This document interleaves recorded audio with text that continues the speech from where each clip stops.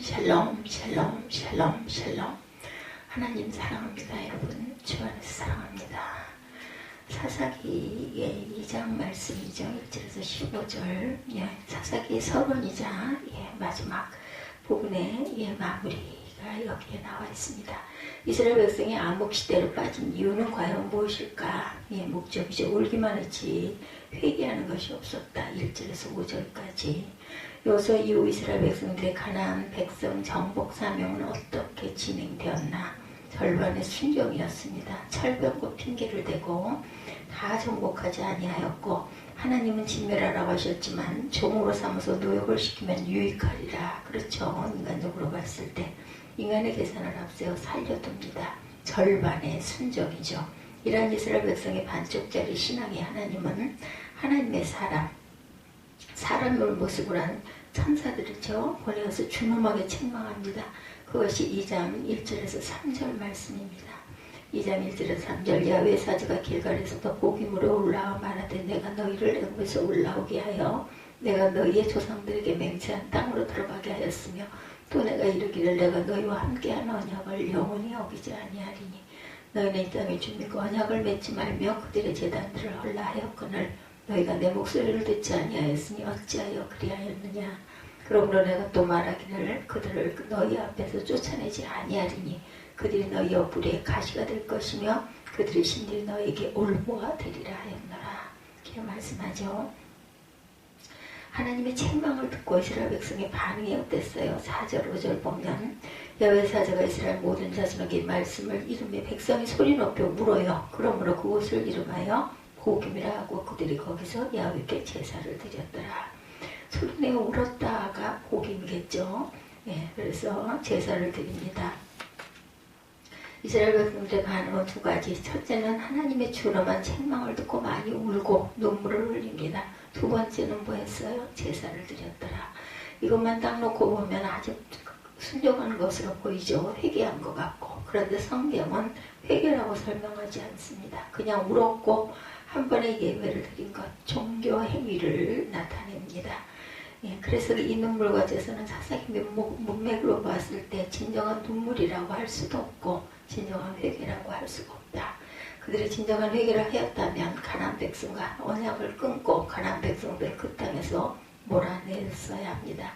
그런데 그런 구체적인 행동이 없이 그냥 울기만 했고 제사만 드리고 끝입니다. 그러므로 우는 것만으로 회개라고 생각하면 안 되겠죠.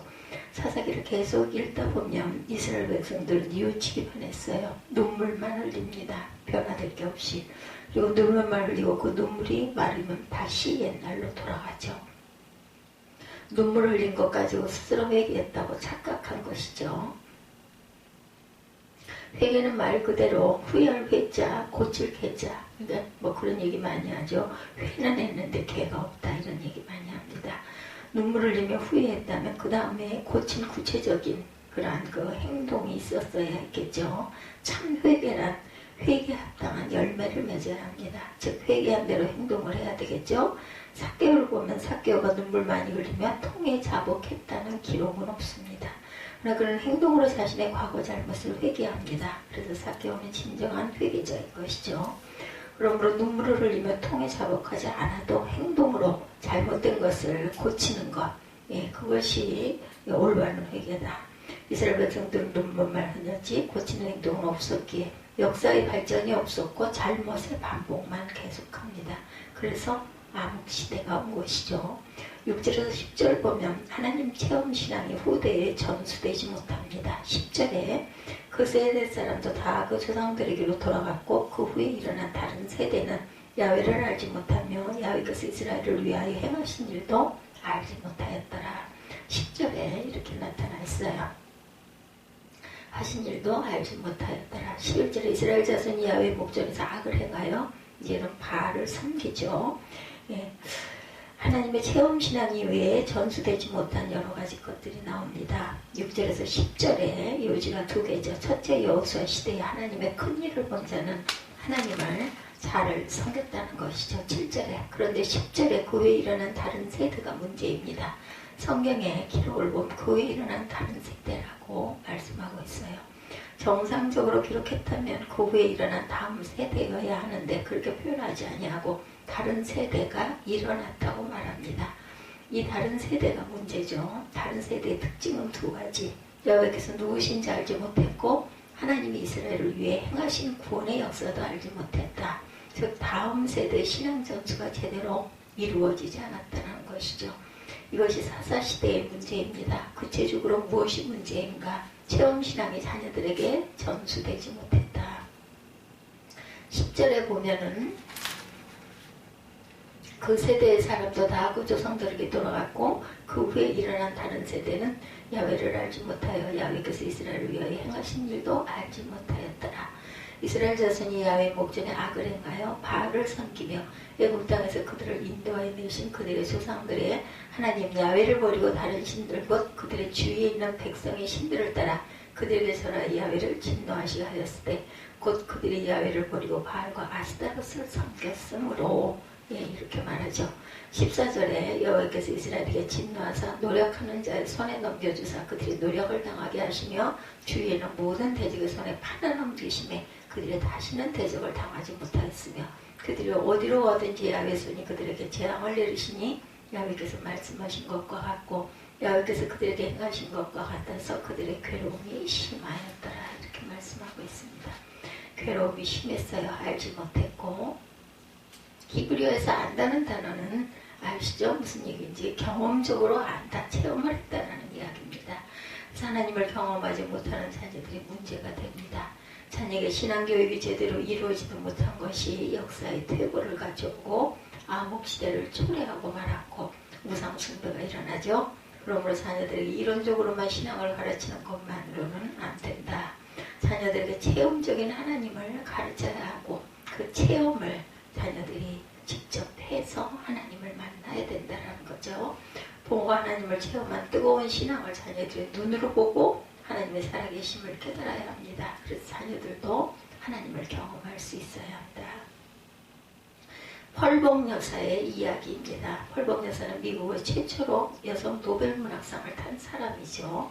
근데 아버지가 중국 선교사이셨어요. 펄복 여사의 글을 보면 중국에 있을 때 어릴 적 경험을 이야기합니다. 어느 심한 가뭄이 들었을 때 아버지는 선교 여행으로 오랫동안 집을 비운 사이에 마을의 백인 선교사들 때문에 신이 진노하여 가뭄이 계속된다는 소문이 돕니다. 마을 사람들은 가뭄을 멈추기 위해서 선교사 가족을 죽여야 한다는 말까지 해요.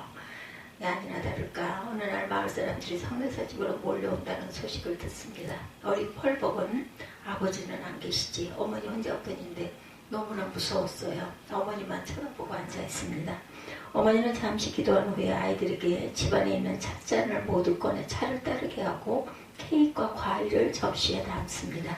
그리고 대문과 집안의 모든 문을 활짝 열어두고는 아이들과 함께 거실에 앉아있습니다. 마치 손님 맞이를 준비한 것처럼 하고 어린 펄복에게 장난감을 가지고 놀아라 하고 이야기를 하죠. 조금 있으니까 몽둥이를 든 사람들이 몰려옵니다. 사람들은 굳게 잠겨있을 것이라고 여겼던 문이 열려있자 어리둥절한 얼굴로 들어와서 방안을 들여다보죠. 그때 어머니는 정말 잘 오셨어요. 기다리고 있었습니다. 어서 들어와서 차라도 한 잔 드시죠 하고 정중하게 맞이하고 차를 권합니다. 사람들은 멈칫거리다가 못 이기는 척 방으로 들어와 차를 마시고 케이크를 먹었어요. 사람들은 방에서 천진난만하게 놀고 있는 아이와 어머니 얼굴 한참 바라보다가 그냥 돌아갑니다. 근데 그날 밤 그토록 기다리던 비가 내렸다는 것이죠. 하나님이 비를 내려주셨죠. 이 체험을 통해서 펄복은 어머니의 신앙을 보았고 하나님의 살아계심을 체험했던 것이죠. 한국이 이만큼 발전한 것 누가 뭐라고 한다 해도 6.25 때 공산주의를 체험한 세대가 철저히 반공산주의로 살아서 공산주의 유혹을 이기고 자유민주주의를 지킬 수가 있었습니다. 지금은 왜 문제가 있나?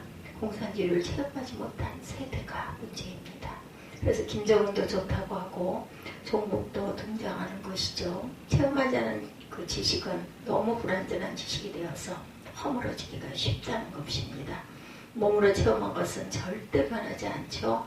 정말 그 6.25 동란 때 그 고통받고 배고프고 그리고 또한 그 나라가 일본인에게 통치를 받고 할 때를 살았던 세대들, 그런 사람들은 정말 다시는 돌이키고 싶지 않죠. 마찬가지로 하나님을 어떻게 할까? 체험으로 알아야 한다는 거죠. 부모는 자녀들에게 믿음을 보여주어야 하고, 그래서 자녀들이 우리 부모를 보면 하나님의 살아계심을 부인할 수 없다, 이런 마음이 들어야 합니다.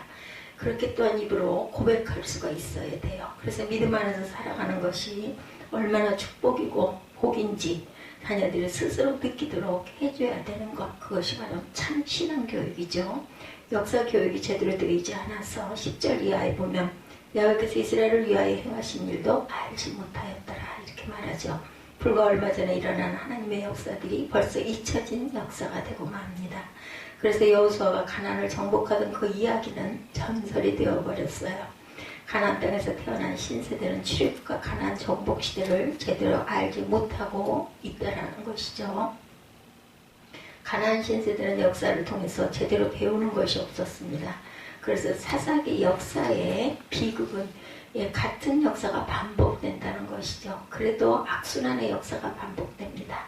그것도 사사기에서 반복되는 역사의 패턴이 무엇이었을까? 이스라엘 백성이 말씀에 불순종하여 가나안 사람들과 같이 섞여서 잘 살아간다라는 거죠. 하나님의 진노로 외적의 침략을 받아 고통을 받습니다. 고통이 다가오자 하나님께 부르짖습니다. 하나님의 사사를 보내서 구원해 주십니다. 하나님의 구원을 누리다 조금 있으면 다시 해이해져서 또 불순종합니다. 반복이 된다는 거죠. 다시 하나님의 진노와 고통, 하나님께 부르짖고 하나님은 또 사사를 보내서 구원해 주시, 반복이에요. 이런 악순환의 역사가 계속 반복됩니다. 왜 악순환의 역사가 반복되었을까? 역사를 통해서 배우지 못했기 때문이다. 체험하지 못했기 때문이다.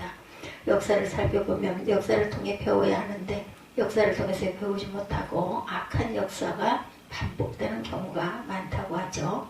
독일은 세계대전을 2번이나 일으킵니다. IMF 같은 국가부도, 스페인은 19세기에만 7번 국가부도를 경험합니다. 프랑스는 16세기에서 18세기에 8번 국가부도를 경험했어요. 근데 우리나라는 IMF라는 국가부도를 한 번 경험하죠. 근데 지금 우리나라는 제2의 IMF가 염려가 됩니다. 복지에 쏟아붓느라 국가 빚이 늘어나가고 있다는 것이죠. 못난 역사가 반복될 위기가 고조되고 있어요. 이런 것들보다 더 나쁜 역사의 악순환은 영적인 역사의 악순환입니다. 호주에서 그 어떤 목회를 하고 계시는 목사님의 말씀에 의하면 호주의 큰 도시마다 중심부에 가면 아주 큰 교회들 너무나 잘 지어졌다고 그래요. 대리석으로 스테인글라스에 화려하고 멋지게 지어진 교회 건물들이 그런 얘기 많이 들으셨죠? 술집이나 상가로 팔린다라는 이야기 많이 들었습니다. 그런 경우가 한두 군데가 아니라 아주 많다라는 거죠. 그 이유는 부모들은 열심히 교회 나가는데 자녀들은 가끔 교회에 나가죠. 그러니 교회가 문을 닫는 것입니다. 어려움이 많으니까. 어떤 해에는 미국에 갔을 때 미국 교회 예배에 참석해보니 침례 교회였는데 특이한 것은 교회당 강대상 좌우에 한쪽은 미국 국기가 개양되어 있고 한쪽은 교당기가 개양되어 있었다고 그래요. 성도들을 보니 젊은이들이 몇 명 보이는데 대부분 60대의 노인들, 지금은 60대가 노인이라고 할 수 없죠.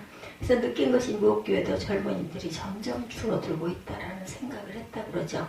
그러면 한국 교회는 어떨까? 아주 심각하죠. 큰 교회임에도 주일학교가 없는 교회가 늘어가고 있습니다. 그리고 중요한 사항은 젊은 청년들이 있기는 한데 수요 예배에는 당연히 거의 참석하지 않고 주일 예배만, 새벽 기도는 아예 전멸이고 기도하는 젊은 세대가 없고 말씀을 사모하는 세대가 없어요. 아주 있다 해도 극소수이고 이래서 한국 교회는 한 세대만 지나가면 하나님을 잊어버렸다는 일이 나올 것이다. 벌써 그런 얘기들 많이 하죠. 우리 청소년들. 그런 게 어딨어, 이런 얘기 많이 합니다. 대놓고 못하고 마음으로 하는데 자세히 상담을 하고 얘기해보면 경험하지 않는 아이들이 대부분이다. 자녀들이 대충 믿어도 전혀 문제 삼지 않고 그냥 넘어갑니다. 거기다 대고 뭐라고 하겠어요. 학교 성적은 조금 떨어져도 난리가 나는데 교회는 대충 나가도 아무 문제를 삼지 않죠. 그런 젊은 세대들이 하나님을 잊어가고 있다는 건 안타깝습니다.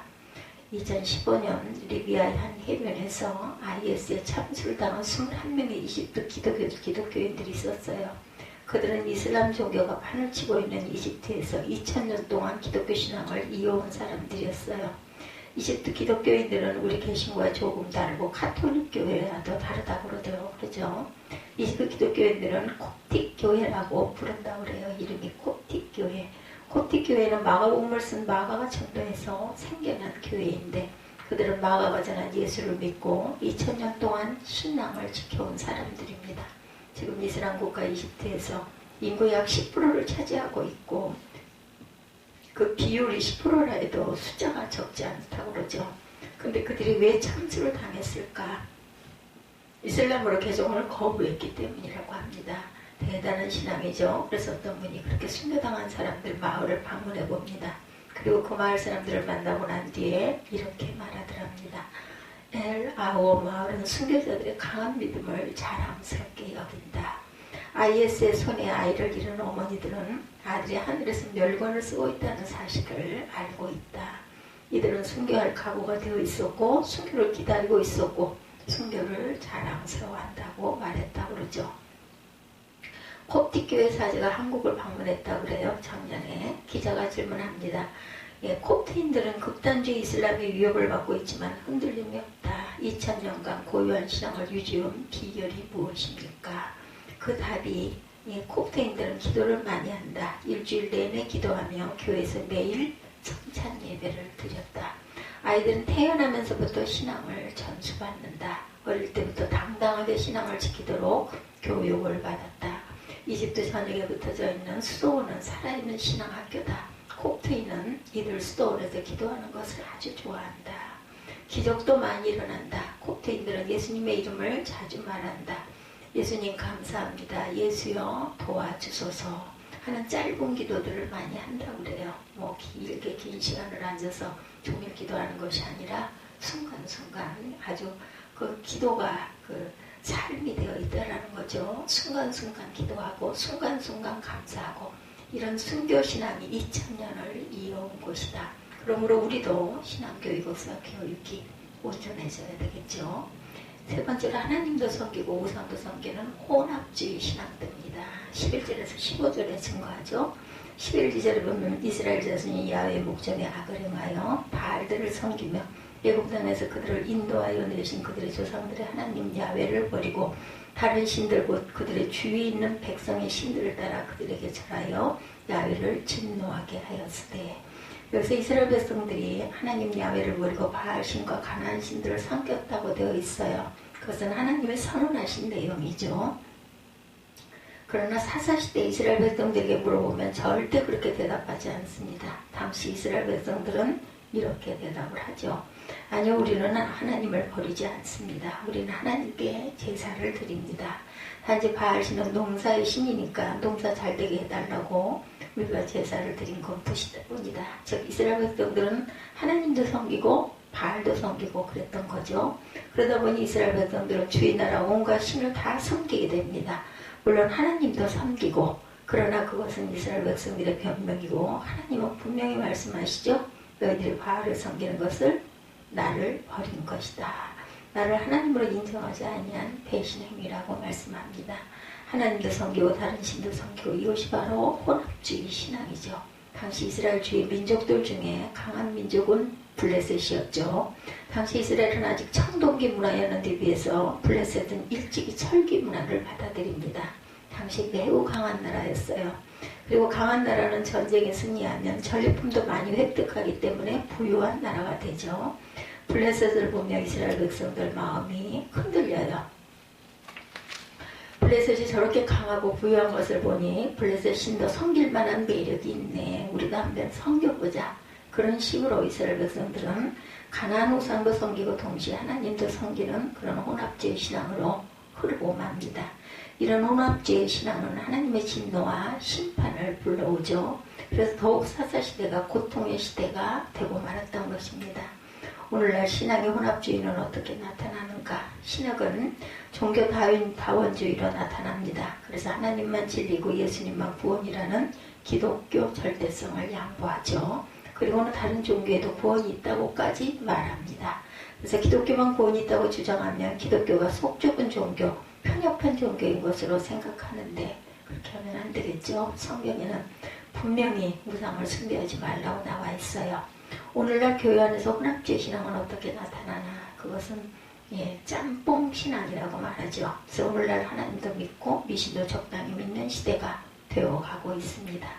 이런 신앙 어떻게 드러나요? 하나님의 교회 다니면서 점도 보고 사람들이 교회 다니면서 점도 보고 뭐 풍수지리 그것도 좋은 게 좋은 거지 하고 그런 것도 지키고 뭐 이사 갈 때 뭐 손 없는 날 이런 것도 이왕이면 이렇게 생각을 한다라는 거죠.